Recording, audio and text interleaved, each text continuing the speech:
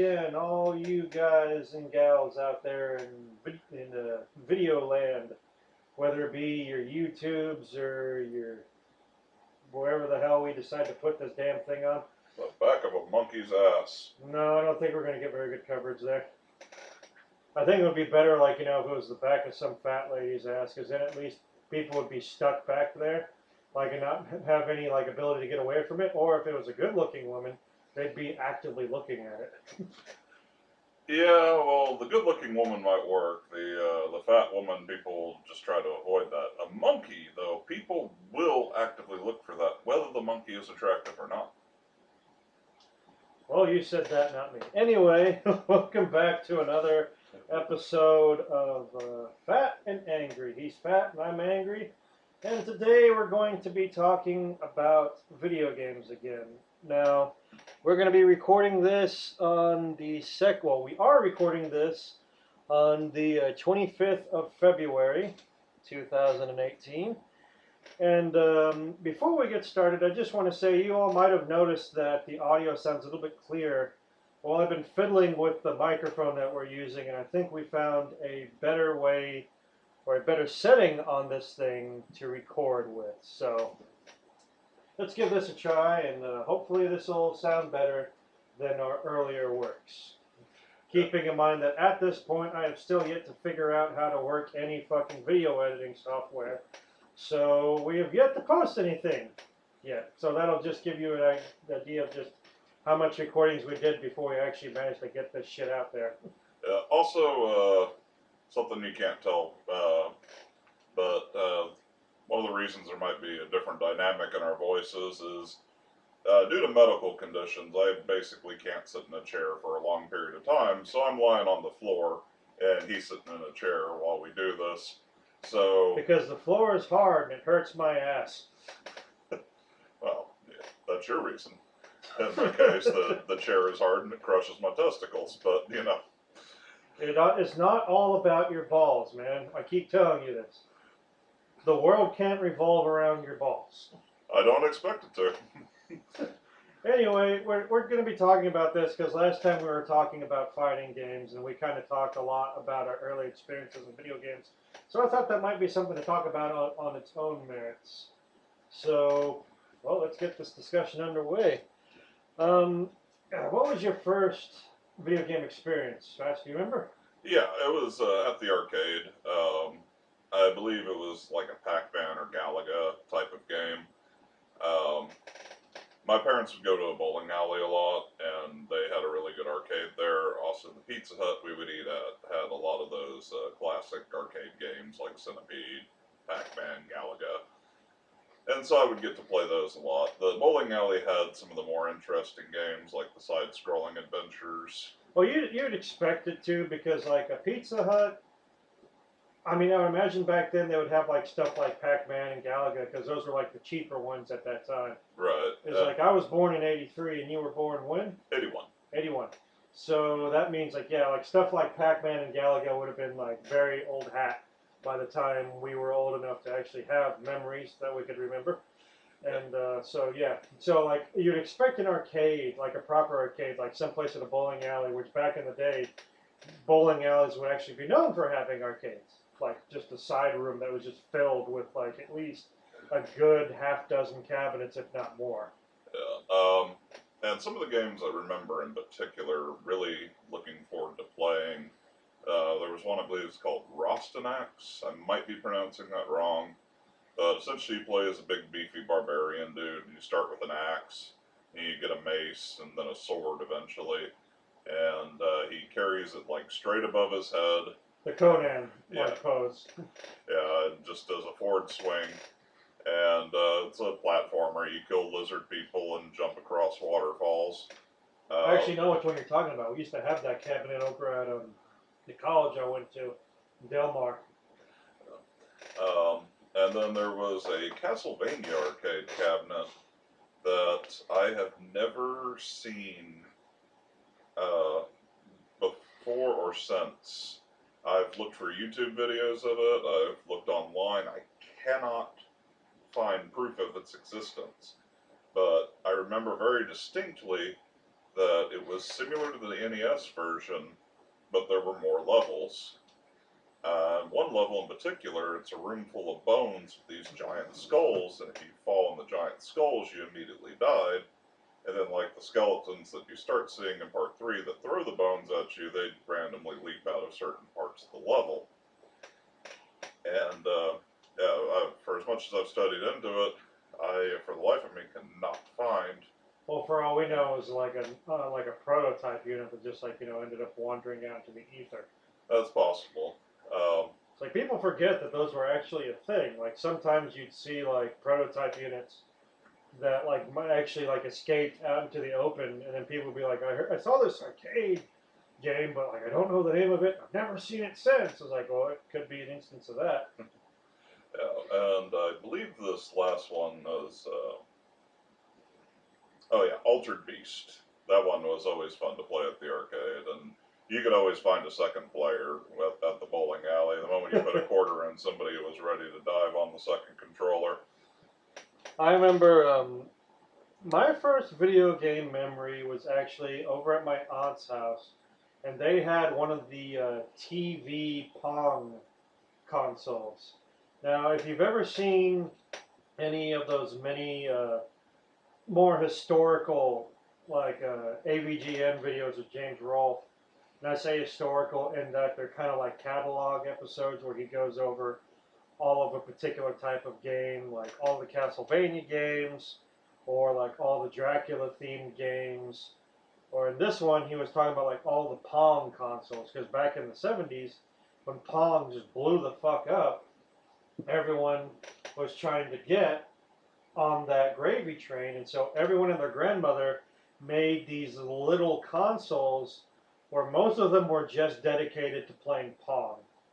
And some of them would have like variations of Pong that they would call other things like hockey or tennis.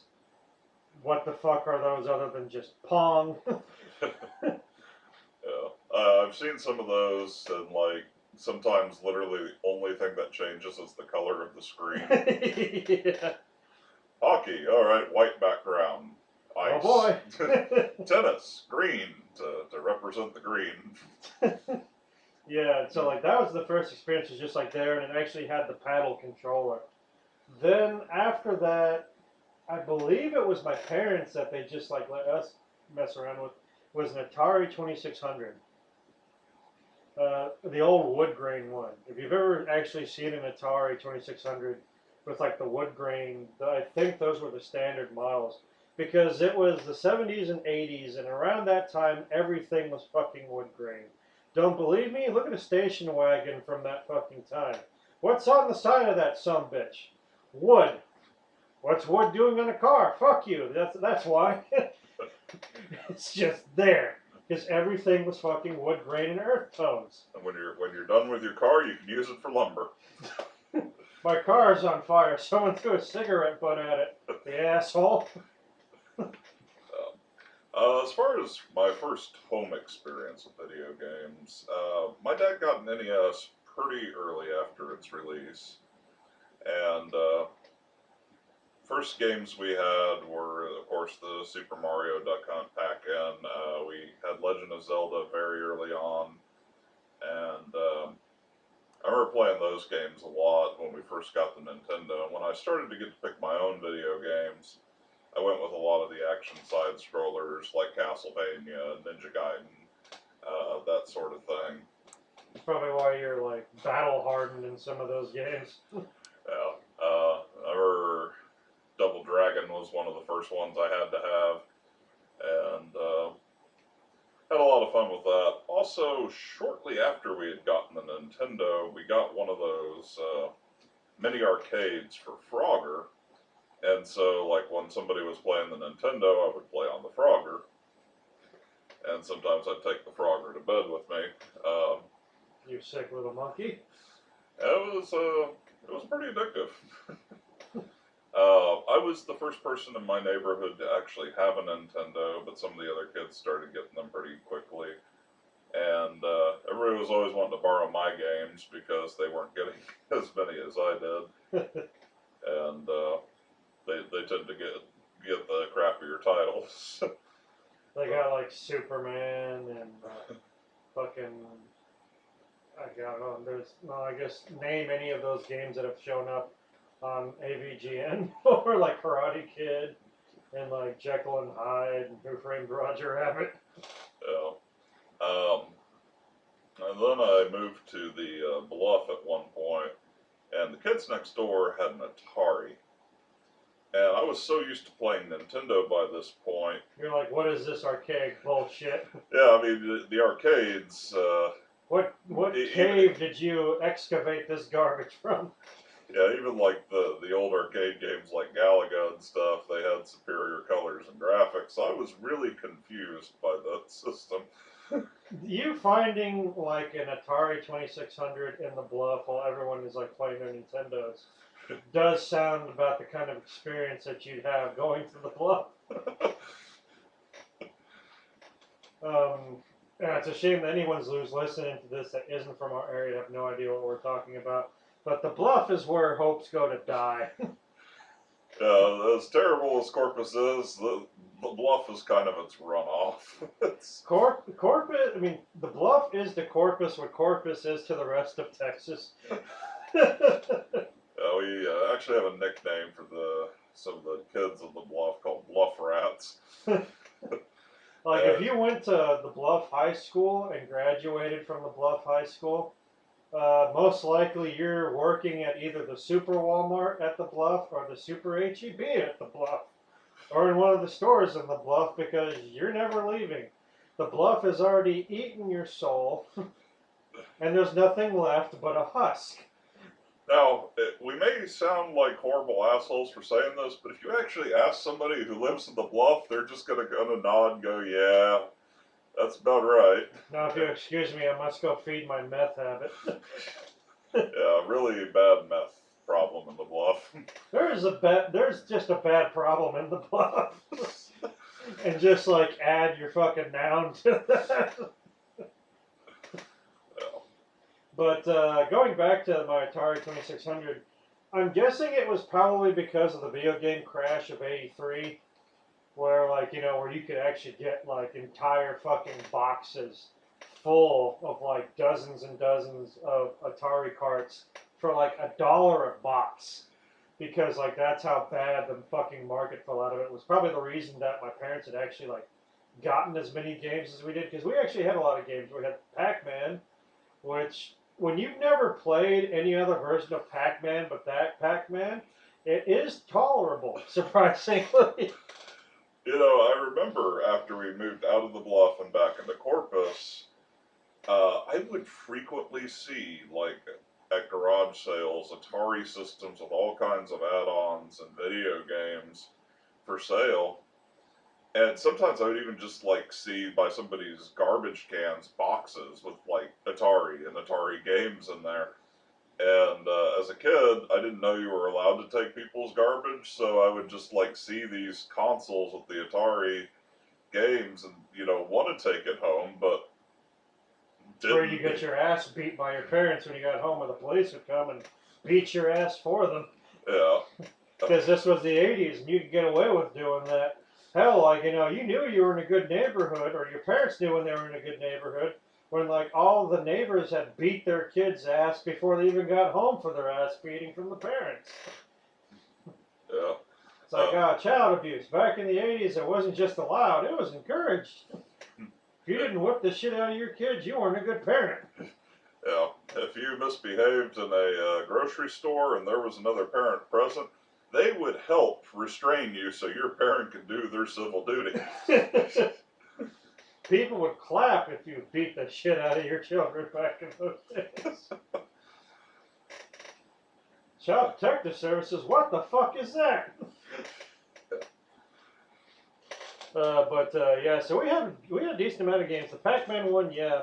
A lot of people argue that it was the Atari version of Pac-Man and not E.T. that caused the fall of freaking Atari and the crash of '83. Well, Pac-Man probably didn't help much, but it was a combination of things. I tell you what, man, I got some fucking bad Atari like flashbacks when I was watching that episode, the first episode with the Moonanites from Aqua Teen Hunger Force. And when Carl gets shot in the back and gets transported to the moon by the Moonanites, the sound he makes as he's like phasing out of reality is the sound that Pac-Man makes on the Atari when he dies. It's like a doo doo doo, and then just like blip. Completely different sound effect from the arcade version, but then again, none of the sound effects are similar to the arcade. It was like it was an ugly blue background and like ugly brown blocks. One of the ways I knew that my system was absolutely superior to the Atari was they had a copy of Donkey Kong for the Atari, and I had a copy of Donkey Kong for my Nintendo. Which of these functioned and which one did not? Yeah. There was no dispute which was superior there. It's like, that ain't Donkey Kong, that's a fucking amorphous blob. It's a fucking Shoggoth throwing shit at me. Let's see, we had a couple of the Activision games, like there's this one where you're a cowboy and you had to like throw a lasso to like catch cattle. We had a couple of ones that didn't work. We had the Empire Strikes Back, which unfortunately, if you didn't know how to activate the fucking like tow cable, yeah, you couldn't beat that game. I never took down a single fucking walker, and I must have played that game like 1,000 times. You know what's sad is like some of those Atari games are really tough, and there's only 2 buttons. Fuck that, man. The problem was like the controller I had was just like the joystick and the 1 button. I'm pretty sure that's why I couldn't fucking get that tow cable to work. But then there was, we had Missile Command, which I played a lot of time on that. That one was fun. The Atari had a decent port of that. Yeah, like luckily that game was like even less graphically strenuous than something like Galaga or whatnot. Yeah. I had this weird game. I don't remember the name of it, and I need to like see if I can find those old cartridges again. But I swear, you could never tell this from the graphics in the game. But the box art, the art on the cartridge and the art on the instruction manual showed that your character was a duck in a pond with a double-barrel shotgun barrel sticking out of his mouth. And he was being accosted by these crabs coming down on him, attempting to drop bricks on him and kill him. Now, why crabs hurling bricks at a duck with a shotgun in his mouth equates to a game is fucking beyond me. Wow. But I'm guessing that they had made just a bunch of abstract shapes, and they went to like the box art guy and says, figure it out. Yeah, this is no longer our problem, it's your problem. Market this. Draw something that like vaguely resembles the blocky shapes in this game and make it so that kids will buy it. Make me $1 million. And I'm guessing he took a shitload of drugs and then threw the shit. It's like ducks. They used to be wary of shotguns, but now they've learned from our technology and they're using it against brick-toting crabs. Why not? It's like I wish I remembered the name of that fucking game, but I am not having a fucking LSD trip here. That was a fucking game. I shit you not. In fact, if someone can actually like find the cover art for that game and link it in the comments, I would appreciate that. Just so that people will know I am not stark raving mad. So, by chance, did you ever get to play any of the Atari porn games as a kid? No, my parents were smart enough not to get any of those. Well, in the Bluff. Of course, in the Bluff. Why not? I got to play Custer's Revenge. Had no idea what the fuck it was. It was... They made the sprites a lot bigger so that at least they look like humanoid. Yeah, but honestly, the graphics were so terrible and the gameplay was so awful, I couldn't tell that you were naked. I just thought it was badly colored. Because yeah, that's the problem with a lot of those games. Like since the Atari and like other consoles of its kind but had like such limited graphic quality that also means they had like a much less ability to have multiple colors. So a lot of the times characters would be all just one base color. Yeah. And yeah, I got to play Bubble Bath Babes on the Nintendo at an early age. My parents were visiting a friend's house. They showed me where the Nintendo was, and apparently they didn't take into consideration they had this porn game in there. And Did that game also have the Nintendo seal of approval? I don't know. I remember playing it, and like I didn't actually get far enough to where the girls started actually taking their clothes off, and I didn't understand what the hell they were talking about when you see these horrible like pixelated messes in bikinis. But it's actually a fun game. It's like a kind of like bust a move clone, isn't it? It's kind of like Tetris upside down, really. You match up colors to pop the bubbles, and they float to the top instead of dropping to the bottom like Tetris. But I actually find the game a lot of fun, and if you get rid of the pornographic nonsense, I certainly don't see why you couldn't get kids to play it. But see, what was the other game? I did have a copy of Berserk for the Atari. Now, obviously, you don't get like the voices and shit from the arcade version, but like I think the Atari was able to grasp the graphics needed for that game. Though I think like the ColecoVision and Intellivision had like better graphics, but you're just fucking splitting hairs. Like Atari had the biggest market share. ColecoVision and Intellivision came into the market later, and they had better graphics, but they came into the fight a little bit too late. They came in right before the crash, if I remember correctly. yeah, I don't remember because I don't actually know anybody that had a Coleco or an Intellivision. Yeah, I had never seen one until later myself. Like I saw them in books and whatnot, and then like after like James Rolfe, the angry video game nerd, mentioned it, you started seeing people like taking more pictures of. I actually did pick up a copy of for the PlayStation 2 of Intellivision Lives, but son of a bitch, there's so many games on there that you need to play 2-player. No. Now let's see. Now after that, my first arcade memory I have was actually there used to be this one arcade in one of our malls called Tilt, and it was the one that lasted the longest, I think, really. It's the longest arcade I can think of as well, at least around here. Yeah, of course, Tilt being named for like the warning that you get from pinball machines when you kept fucking with them. And the earliest memory I have from there is it was in a completely different place than where it was when they eventually closed it down.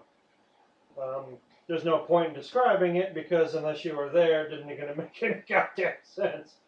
But in terms of where it was located in the mall, but in terms of what it looked like, it was essentially a cutout that they put into an empty store area. Like it was like one of those, most malls will have like those compartments where you would put a store in there.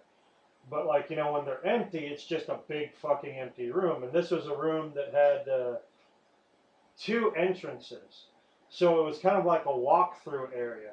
And they had it was like an old school arcade too, so it was darkly lit, and they had like some stuff on the walls, like stars and stuff that were like glow in the dark. So it wasn't just completely dark with only the arcades to light the place up, but it was still pretty fucking dark. You couldn't have something like that nowadays. I mean, that's just asking for your kid to get fucking kidnapped and shit. Yeah, back then arcades had a lot of black lights and neon and stuff like that. Early days at Tilt was no exception. Yeah, like it was essentially it was arcades on the front wall between the 2 entrances, an aisle of arcades back to back in the center, and then more arcades along the back wall. Yeah. So it was like 1, 2, 3, 4 rows of arcades. Yeah, and then they had a section for like skee ball and ticket munchers and That stuff. one I don't remember. I'd only set foot in there a couple of times because my parents didn't want me to go in there. My parents were Now my parents would let me go to like arcade video games in certain places, but a lot of the time they were just fucking Nazis about it. They have this weird thing where they would tell me, it's like, we didn't come here to do X, Y, we came here to do Z. And in this case, it would be like, they'd be wandering around like a fucking clothing store for hours. They'd run into a friend of theirs and they would talk for no less than 30 minutes. And God help you, like if you needed to use the restroom or if you had somewhere to be, because that wasn't gonna fucking happen.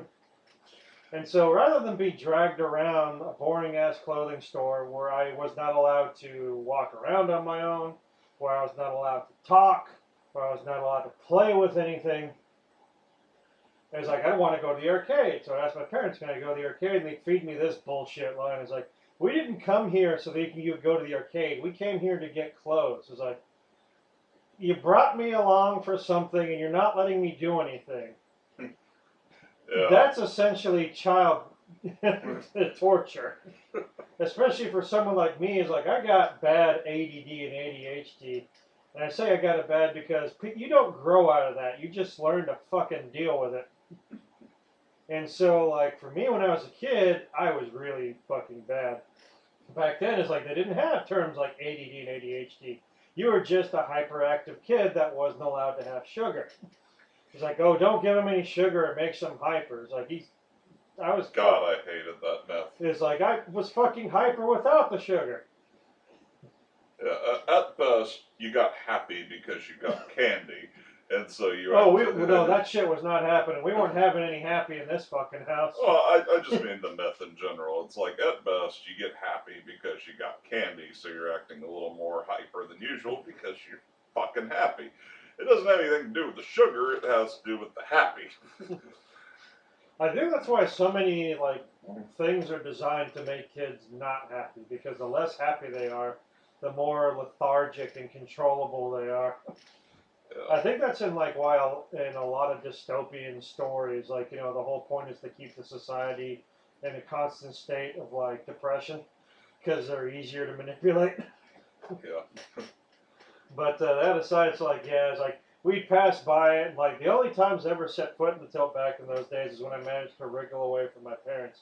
In retrospect, that was very dumb on my part, because I could have easily been fucking snatched up by some pedophile or serial killer or something. But god damn it, it's you just can't walk a kid. You can't drag a kid to some place he doesn't want to fucking go for upwards of 5 hours at a time, not let him do anything or even speak, and then parade him around places where he wants to go but not let him set foot in there. Yeah. We're going to walk you by all the candy stores, but God help you if you so much as even look at any of it. Gonna beat you until you can't even see anymore. Yeah, I got lucky that my parents trusted me enough that when we would go shopping, I could go hang out in the toy aisle, and they would come pick me up when they were done shopping. I mean, even if I didn't get anything from the toy aisle, I could at least, be somewhere that could keep me entertained. I didn't have to sit there and watch my mom look at oranges. I could look at the G.I. Joes I don't have. It's like, yes, those are oranges. You know what they're going to be after we've been here for 2 hours? They're still going to be fucking oranges. But, another early memory I had, when we got to the Bluff is when my parents first got a home computer and we started getting some computer games on it. And one of the first I remember getting was King's Quest IV, The Perils of Rosella. And that's a point-and-click adventure where you actually have to type in the actions you want to take. And you have to be careful how you word it, because the computer only has so many words that it can recognize, or if you word it the wrong way, you go into catastrophic failure. It's like if you're under a very strict time limit. It's sometimes shit is running at you, and you gotta type down exactly what the computer needs to fucking know to react in time. Otherwise, whatever is running at you is gonna get you, and it's gonna be your ass. And so but it's also at the same time, it's dealing with a really snobby fucking grammar Nazi. Yeah, it's run away from the monster. Oh, run away in what direction? Don't fucking be smart with me! Yeah, it's amazing, like, what kind of commands it will actually accept. Like, you say eat a random object, and it says ew. It's like, fuck you. I've heard the worst adventure game like that ever was Hitchhiker's Guide to the Galaxy, because it was actually like partially designed by the actual writer of the book, and so that game punishes you in ways that you couldn't even imagine, and then it doesn't even want to fucking restart. Yeah. Like it'll actually like say stuff like it's like you lose the game, you're dead. It's like well restart. It's like you can't restart, you're dead. It's like well, it's like start new game. It's like push, shush, the dead don't speak. It's like don't. I paid money for this. Yeah. I remember one part in particular, there's like a broken bridge, and I type in jump across, and the computer says go ahead. So I try to maneuver my character across, and she falls to her death. It's like what part of jump did you not understand in the jump across part? Well, it apparently understood because it told me to go ahead. But Did she look like she attempted to jump, or did you just fall straight fucking down? I just fell straight fucking down. Then obviously it lied to you. It did. Fucking smart ass computer lying sack of shit. Those Sierra games could be brutal. I've seen a couple of Let's Plays of them. God, some of them were bad. Some of my favorite Let's Plays of those adventure games actually came from Ben Yahtzee Croshaw, who most people just know as Yahtzee, who does Zero Punctuation. And he was doing a video series on his own channel where he was going through a lot of different games, particularly like those adventure games, not necessarily the Sierra ones, but like stuff that they were more familiar with. The Sierra was a U.S.-based one. So a lot of the games that they were playing, a lot of them were like made in England. And some of them just like, God, the leaps of fucking logic you got to do in these games. It's like, it's what they call, if you've ever heard this term, it's from those games. It's called moon logic. Are you familiar with that term? Yeah. Moon logic is like, it's like just shit that adventure games want you to do that no sane, right-thinking individual would ever fucking come up with. And I remember some of these Let's Plays. If you want to laugh, check out Yahtzee's personal channel where he plays a lot of these games with his friend Gabriel. And watching them play these games, it gives you an idea of just how bullshit a lot of them were. And like one of them, I forget the name of the game they were playing, but like the game was like you're a boy that gets like zapped from like a baseball field into like, and you get transported into like this magical fairy tale world. And there's a point where Yahtzee had played through this game, and he's like asking Gabriel's like, "All right, we got this thing. What do you think we need to do?" And Gabriel's like, "At this point, after what you've shown me, I have no fucking idea." Yeah. Well, I remember like a couple things that, and they're not really like big logic leaps, but for like a kid, these are things you could easily like mistake or forget to do. When you're walking along the shore, occasionally there'll be a seagull on the beach, and when it flies off, it leaves a feather behind. Now, if you don't think to pick up that feather, it will cause a problem for you later, because when you swim to this fairy island, sometimes you get swallowed by a whale. And if you don't have the feather, you can't tickle the whale's mouth to get out, so you just have to sit there for 10 minutes while your character suffocates to death. I bet that's fucking fun. Yeah. Also, to kill the final boss, you end up firing an arrow into her heart, and really early on, you find this fountain, and there's like a little cupid that's swimming in the pond, and you got to scare him off without him picking up his bow and arrow.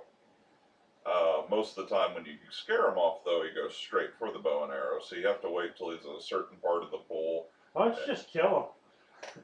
Just get a big ass rock and just huck it at him while he's in the water, and then like when he tries coming up for air, you get another rock and you just like grab him by the throat and you just smash his fucking skull in, little bastard, trying to make off with his bow and arrow like it's his. Well, Fuck that guy. It didn't acknowledge that command. Just like, you see a Cupid in the pond, murder him. Do it now in cold blood. Don't know how to in cold blood. You want me to fucking teach you? I will teach you with this game. I'll take this game out and I will kill it in cold blood so it knows what the meaning of the word is. I don't know, some of those games fucking upset me just thinking about them. It's like, for one, I forget which King Quest this was. I think it was like 5 or something, 4 or 5. 4 was Perils of Rosella. That one I know for sure. But... So it must have been 5. In this one, it was a friend of ours, this guy I used to work with. He told me that he actually played this game as a kid, and he told me this. And I saw it on a Let's Play later on. There's a scene where you're walking along an alley, and in the background, and it looks just like black background. And what it is you see a mouse being chased by a cat, and this happens like in the course of 2 seconds. Now, the cat will eventually catch the mouse, and then it'll just leave. And it looks just like background animation. Now, the thing is, before this point, you need to have picked up this innocuous little stick off the ground. Just a stick that looks like it's part of the fucking background. You need to go up to it. You need to stand right next to it. You need to pick it up. You need to do this. So that when you get to this point in the game, when this cat comes up and the mouse comes up, you have to type in very fucking quickly, because the game does not pause when you are typing. You have to type in throw stick at cat. If you type it in too early, it's like, huh? At what cat? Like that fucking smarmy bullshit that games do. Or if you do it too late, it's like, oh, the cat's already left. So you have to time it perfectly, and you need to type this shit in quick. The original QuickTime events. Yeah. And if you failed this, there's a part later on in the game where your character gets caught, and he's tied up in a basement. And that's where the game ends. You die. Because you end up in that basement forever. Now, if you threw the stick at this cat, which at this point, nothing in the fucking game tells you need to do this. Even when you get to this failure state later on, it doesn't tell you should have done this. Like, it doesn't give you a clue. It's like, oh, well, it's a shame there isn't a mouse here to save you. That what you saw earlier in the game. So if you start the game again from the beginning, which you'll have to do if you've saved after that point, you still don't know what to do. You have to throw the stick at the cat, scare the cat off, and then the mouse manages to escape. Then later on, when you're in this basement, he shows up and says, I remember the kindness you did for my family, and now I shall repay that kindness, and he eats through the ropes that are tying you up. Now, like I said... Man, that is some bullshit. That is grade A, farm grade bullshit. Because, like, for one, nothing's going to tell you to pick up that fucking stick. Nothing's going to tell you that you need to be near the stick to pick it up, because why the fuck are you picking up the stick? It's a stick. Nothing's going to tell you that that stick is used for anything like scaring off a cat. How would you know to type throw stick at cat when you see a cat chasing a mouse, knowing exactly when to type it in? Too fast or too slow isn't going to cut it. And then to know that you need to do this so that you can affect that failure state later on in the game. I think I was watching a Let's Play with Dan Avedon from Game Grumps. And he said like that apparently Sierra had like a helpline or like some help like books. Yeah. And they made like these fucking moon logic puzzles so that you didn't have a choice. You had to fucking spend money to call the helpline, and like that's like fucking paid DLC back in the 80s. That's bullshit. Or 90s, or whenever the fuck these games were made. Oh. But yeah, that's like bullshit moon logic at its finest. Yeah, I don't think I would be able to beat those kinds of games if I gave You're it a lucky that you got that one, King's Crest, and not the one with the fucking cat and the mouse and the stick. Yeah, well, my grandpa was really good at those games. He figured out how to. Maybe he was suffering from dementia, so that the moon logic puzzles were really fucking easy for him to figure out because he'd already lost his goddamn mind. Either that, or he just called the hotline and we didn't know about it. Cheating asshole. Oh, I figured that out myself. Meanwhile, he's got like a fucking number tucked away under his pillow or some shit. He lies to his wife and says it's a phone sex line. Just so that she thinks better of him later on when he actually gets through the fucking game.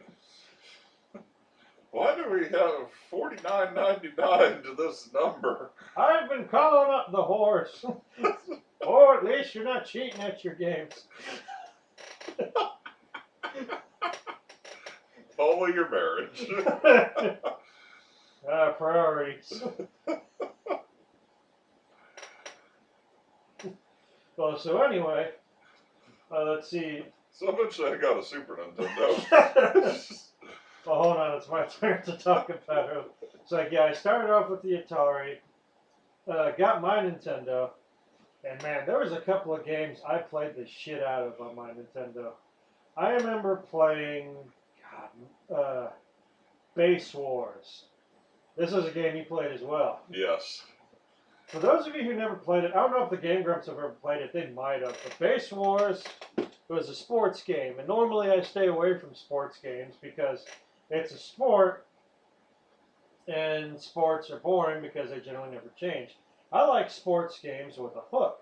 Base Wars had a hook. The hook was you were playing as robots, and while that's an interesting hook in itself for like a kid, what made it really interesting was that you could upgrade your robots, and when you tagged another person with the ball, you got to beat the shit out of each other. Which that needs to be in more sports games. Yeah. So you remember how fun NFL Blitz was? It's because you could fucking like body slam the other players like when you tackled them and then just keep stomping them into the fucking dirt. But yeah, Base Wars was fun. It gave you the ability of, as you went through the games, if you were playing in league mode, you'd earn money that you could use to buy upgrades for your robots. And you could buy, like, basic upgrades. You could buy engines that gave them better hit points. You could buy speed boosters that let them move faster. Glove attachments, which kind of helped them, like, yank the ball towards them.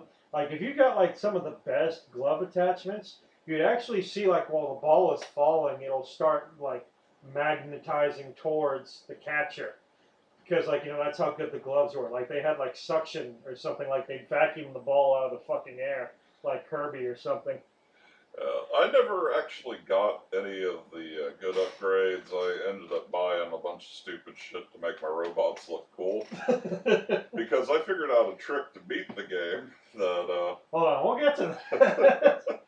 One of the things I also loved about the game was, like, every time you got an upgrade, they'd do, like, this crazy-ass cutscene. Like, when you got, like, a new engine, they would do this cutscene where you'd see, like, the robot player, like, he'd get his chest plate removed, and then they'd pull out his old engine, and they'd bring in, like, this throbbing, palpitating engine that looked like a beating heart.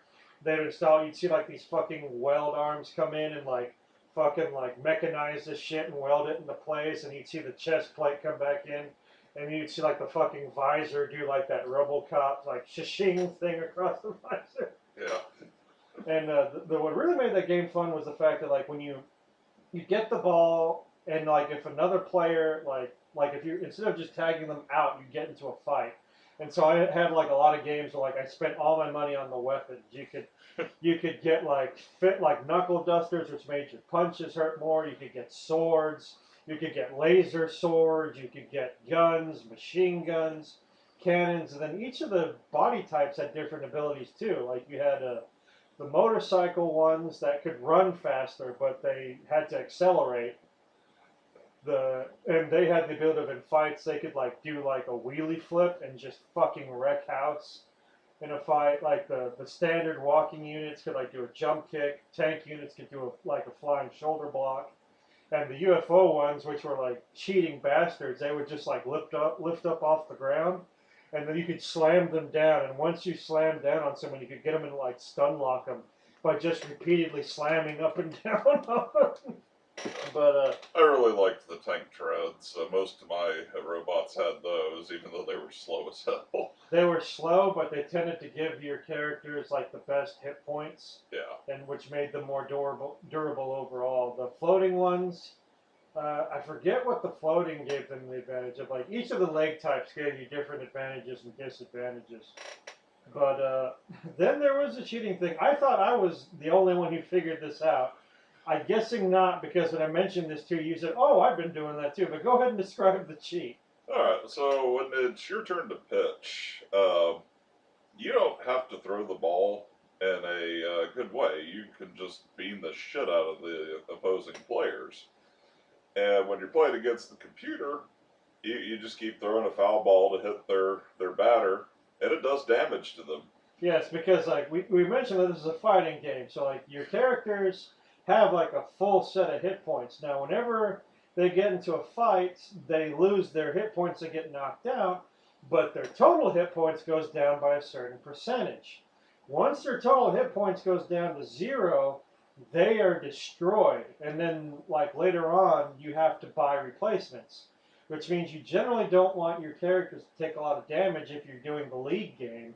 Because if all your best upgraded characters get blown up, you're going to end up with like shitty like walk-on characters towards the end of the league where you really need like your biggest and baddest robots. So this could like royally fuck someone up. But Well, so, they might get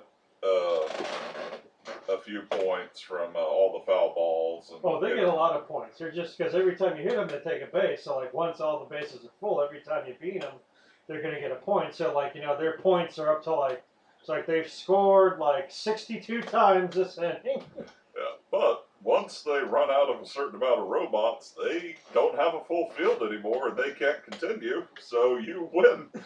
Yeah, you win by default. You destroy all of their players to where they can't field, and then they lose. And you can win the entire league in any game this way, because unless you can hit the ball and avoid being beamed at the same time, you can't win once you're on the batting team. You can beat anyone, and like granted, that would be like the most asshole way to win against another human player. There's not shit they can do about it. Because if you're trying to avoid getting hit by the ball, you're not going to be able to hit it. So you'll just keep getting foul ball after foul ball. Now, speaking of old Nintendo games, I have an emulator on my Dreamcast, and at one point in my life, I realized there were a couple games I had never truly completed, and felt it was time to man up and do the duty. Got to put on the daddy pants and teach these games what's what. And for me, that was Castlevania, the original Ninja Gaiden, and Double Dragon. And Castlevania, I found out something that just surprised the hell out of me. Now, as a kid, the two best weapons you think are the axe and the cross boomerang. The axe, it does good damage. It's got an arc that's pretty easy to predict, so you can reliably hit creatures with it. The cross boomerang, well, it's a boomerang. It hits and it comes back to you. So it's a really useful item. And as a kid, you tend to focus on those two items, and some of the levels feel impossible without them. But I found out that holy water, which as a kid you tend to think of as the worst weapon, is actually the best. When you use the holy water, it just 2 squares ahead of you, throw a bottle of holy water, and there's a small flame. And it'll kill most of the basic enemies instantly. But it will also stun anything that's touching, including bosses. So that means those really hard-ass bosses towards the end, you just keep chucking holy water at them, and they can't move. Yeah, but you really need like that item multiplier though, like the 2 and the 3, the Roman numeral items. Well, that'll be helpful, but really with the holy water, when you're fighting Death or Dracula, don't need it. Well, the problem is, if you're going to be fighting death, you gotta wait for him to get onto the ground, and True. then you gotta hope that he doesn't keep spawning scythes like the fucking dick he is. Well, the thing is, the holy water, the little flame it has, will catch those scythes as you're dumping it on him. He is really a pussy with the holy water. I like when James Rolfe was reviewing Castlevania 2 and he says, "Don't want to deal with death? Fuck him, just walk right on past." Yeah, well, you actually get a special item if you do fight him, and he's not that hard of a fight. If you've got garlic, you just drop a clove of garlic and beat him to death. I just want to imagine, like, like Belmont. For some reason, garlic offends death. just like holding a clove of garlic, just like beating the shit out of death with like the clove of garlic like it's a fucking blackjack just over the head until he's just done. You beat death to death with a fucking vegetable. Wait, is garlic a vegetable or a fruit? I think it's a vegetable. I think it's a vegetable too, but It's like getting or into like a fucking something semantic argument. with Ninja Gaiden, I had been able to get to the final boss as a kid, but I could never beat him because I didn't know what his vulnerable point was. And whenever you lose, you end up having to basically go 3 stages back and go through all that nonsense again before you get another try.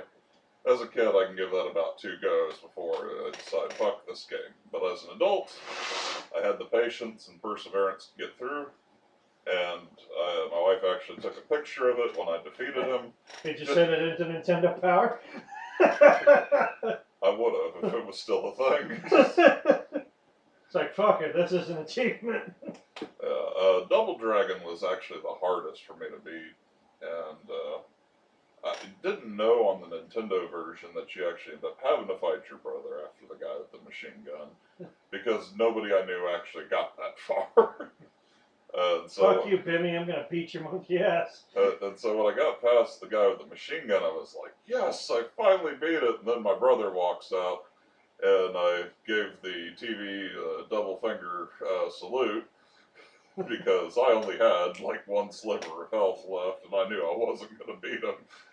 And like in the arcade mode, that only happened like if you were playing 2-player. Right, but it's like the girl would be like, "I can only accept the love of one of you, so fight to the death."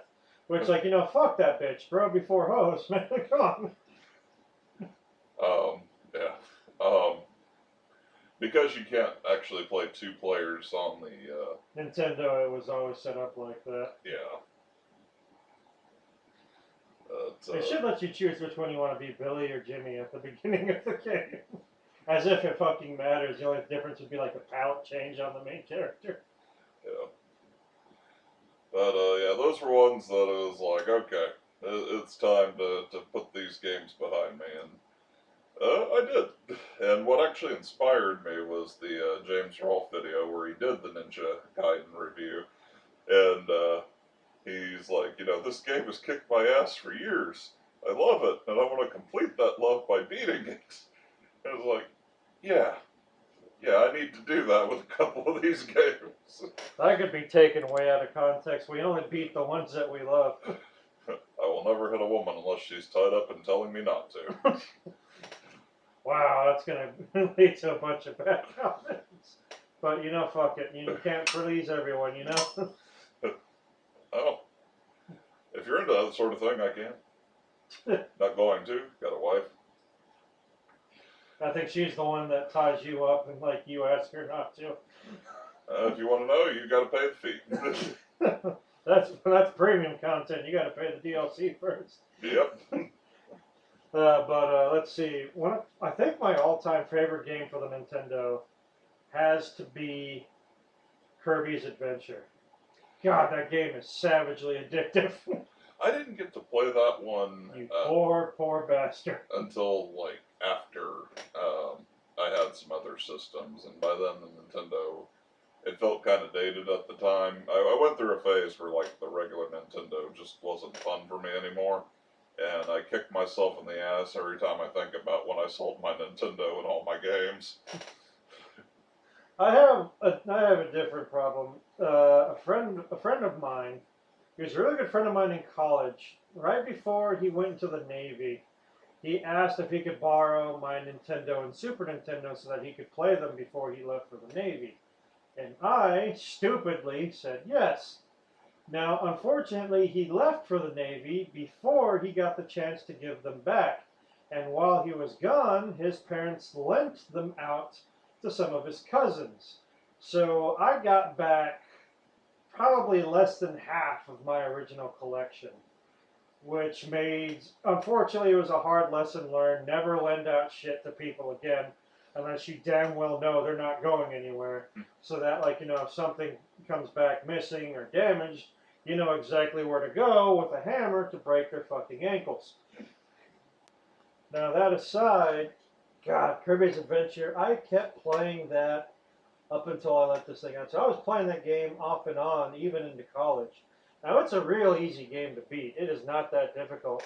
That's not the reason I kept playing it. I kept playing it because I just kept coming back to it over and over and over again. Yeah, I had a game like that for myself, Astyanax. Now, I've heard some people say that one's hard, but I never had trouble with it. But that's for the Super Nintendo, right? No, that's for the Nintendo. Which one was that on the Nintendo? It's you play as a knight with like blue armor. You start off with an axe, and it eventually becomes a sword. And you just kind of side scroll. One of the most common enemies you're gonna fight are like these eyeballs with a bunch of like green tendrils hanging off of them. But when you get to the bosses, it's like this big black screen, and just like this large monster that barely moves, will go back and forth and like spit something at you. I think it's like, generally it's like probably a background texture that was like vaguely animated, which is why the background goes black. Yeah. It's like early in the Super Nintendo, I remember that they had to do that with like bosses that had like Mode 7 graphics. Because Mode 7 couldn't be used for sprites in the beginning of the Super Nintendo, it could only be used for backgrounds. So that's why when you're fighting like in Super Castlevania 4, when you fight the Golem, Yeah. like every time you hit him, he gets a little bit smaller. But you notice that the background's completely black. It's because he's not a sprite character; he's a background. So, like as you fight him, like the Mode 7 causes him to shrink down. Yeah. But like it's keeping track of where like he is in the foreground, even though he's a background item, which is actually how you manage to hit him. But it's also why it seems like he's kind of like behind everything as opposed to in the same layer. But there's me, like, saying too much information again that no one gives a shit about. I'm sure somebody does. But God, like Kirby's Adventure is also the first Kirby game where they actually introduced his ability to copy powers. And man, that was just so fun, like seeing all the different shit that you could copy. You could find stuff like microphones that give you 3 like screen clearing attacks. You got like the bomb, which gave you like a mega screen clearing attack, which like sometimes could even let you one-hit bosses. And then of course like this was the early days, so when you got, it's like later on, like when the graphics came up like better for the Super Nintendo, when they re-released Kirby's Adventure on the Game Boy Advance as Kirby Nightmare in Dreamland. And then that one, because the graphics were better, they were like, you get like nowadays, like where when Kirby gets the sword ability, he also gets like Link's green cap. And when he gets the cutter ability, he gets this little like hat with like a cutter on it. Mm-hmm. But like back in the original game, like when he had the sword, it was just the sword. When he got the cutter ability, he would just throw the cutter. But in a way that also made it kind of better because it made like the screen less cluttered. Yeah. You didn't have to worry about like Kirby having all this shit hanging off of him all the time. And like God, I remember one of the enemies was Meta Knight. I think it was the first time they introduced him. I could be wrong. And like he wouldn't even fight you. Like you couldn't interact with him at all until like you dropped whatever ability you had and picked up a sword. So you could only fight him in a one-on-one sword fight. Well, that's cool. And then like when you defeated him, like his mask got cut in half, and you saw that he was actually like the same thing as Kirby, except his colors were swapped. Like he was like a black or a really dark blue, but he has like white eyes, and then he uses his cape to like disappear and float away. But I wouldn't be surprised if they had made reference to that in other games, but I've never seen it referenced again. Like the idea that Meta Knight is actually the same species as Kirby, except he covers his face with a mask so that he doesn't look like Kirby. I never knew that actually, so that's kind of cool. Yeah, well, Kirby, as much as I like him, he's not one of the more beloved characters in like the Nintendo repertoire of characters. You know. The Kirby stuff I have played, with the exception of Kirby's Dream Course, um, it's been really fun. The game does need more attention. Yeah, Kirby's Dream Course. I remember renting that because that was like the first Kirby themed video game for the Super Nintendo. So I'm like, ooh, Kirby on the Super Nintendo. And then I got it not realizing it was a fucking golf game, and I was severely disappointed. It's like, well, here's my weekend down the fucking toilet. I still played it though, but it's just I better play it or else my parents will never run a game again. I was like, that was my weekend. I had to make do with what I fucking had. Yeah. So I don't know if you had like siblings or cousins and stuff that you had to share video games with. But one problem I ran into whenever I'd go to hang out at my cousins' houses, particularly if one particular aunt was present, I was not allowed to play a video game first. Everybody had to get 2 goes before I could play it, and I would only get 1 turn. Well, that was stupid. And her logic was because I was so good at video games that it wasn't fair to them unless we did it that way. And it's like, it's not my fault they suck at it. They need to get good. Yeah. It's a shame get good like wasn't around back in those days. I cut. Like, get good, you fucking scrub. Yeah, I cut my teeth on Ninja Gaiden.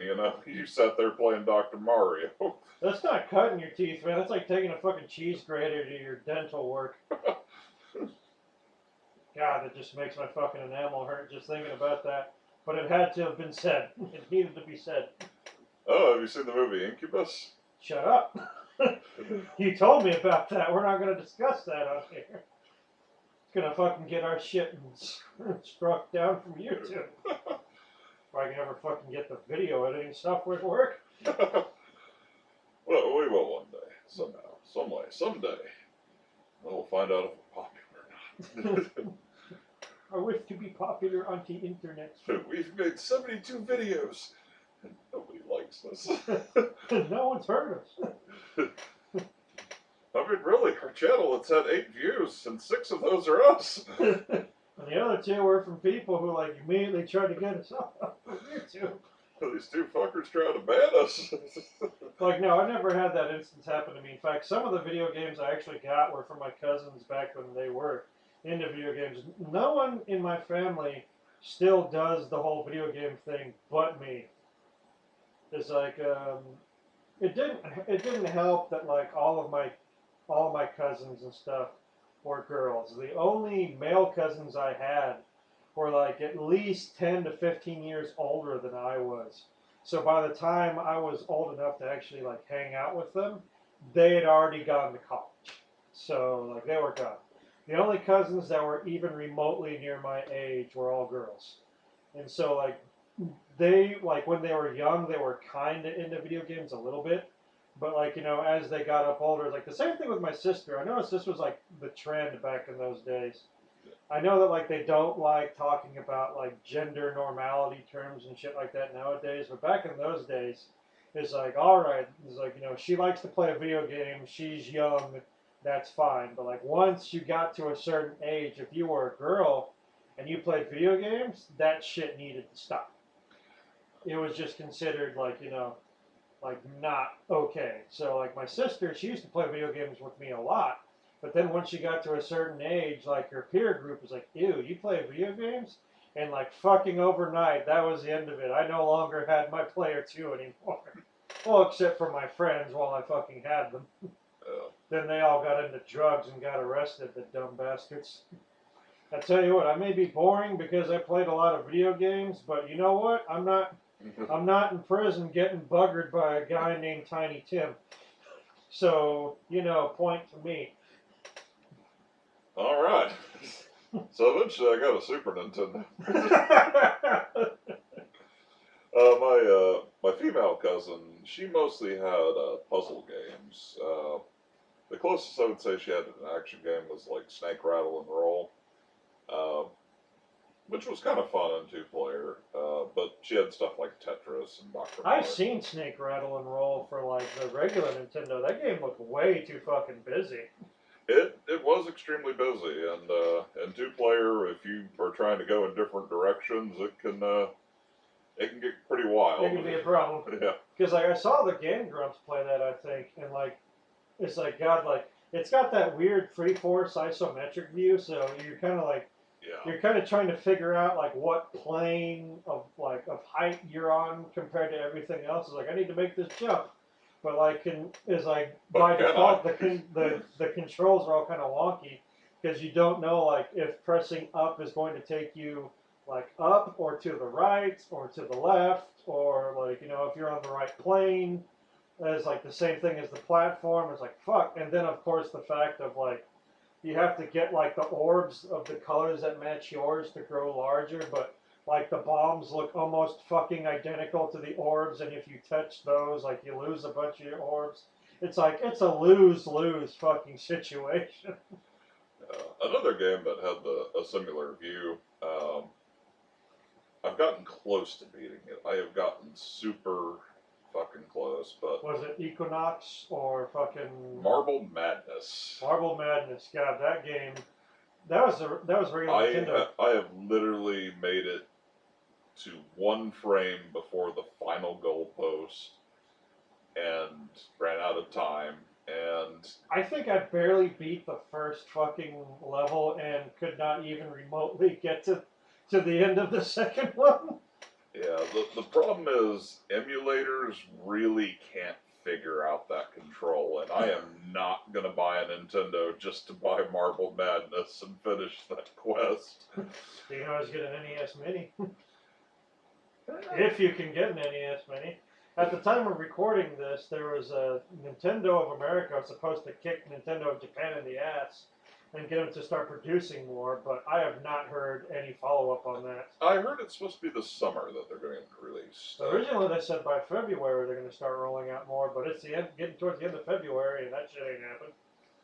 I'll take another look into it. I remember hearing it was going to be the summer, but maybe they're just going to skip over and go into the 64 Mini, or maybe they just don't think there's any demand left. Oh, there's plenty of fucking demand. I still know people that would, like, slit their mama's throat to get their hands on a fucking NES Mini. The candy's inside. All of it. All the candy.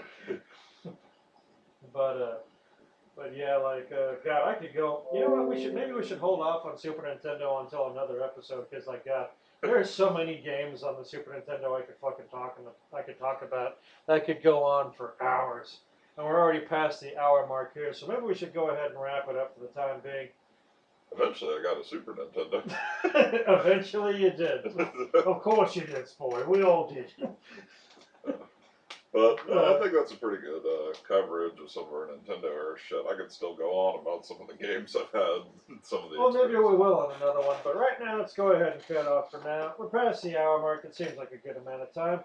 For all those of you who have actually bothered to sit around and are still listening to us at this point, kudos for having the endurance to do that. Yeah. Thank you for the support. Be it, you just wonder when we're getting kicked off, or, whether you're fine-toothing combing through all our words to find out. Or you're watching this hydrogen balloon float and just wondering when it's going to burst into flames and crash into the ground. Yeah. Yeah. My God, the helium! The deadly, deadly helium. So deadly. What part of inflammable and inflammable do you not get? The inflammable part, obviously. All right, we're going to go ahead and cut it off for now. If you like what you heard and you want to hear more, like, comment, subscribe. Let us know in the comments what you think. Once again, if we ever can get this shit up onto YouTube at some point. And let us know in the comment section if there's something you want to hear about that we haven't talked about. What are some of your earliest video game memories, arcade or home console? Do you want us to talk about horses? Explosions? Exploding horses? Let us know. Well, horses, what cause explosions? Exploding horse, what explode in horse? And what, I don't know, I'm just like mumbling out fucking words at this point. Tasty horse meat. All right. So tasty, you'll never know it's not beef. Or will you? try and let us know in the comments.